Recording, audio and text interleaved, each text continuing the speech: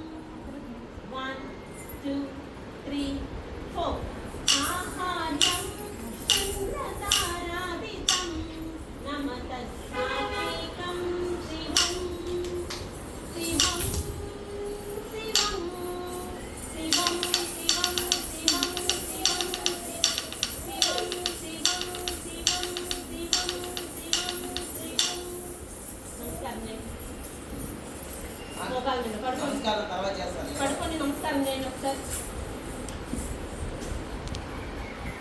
పైకి లేండి.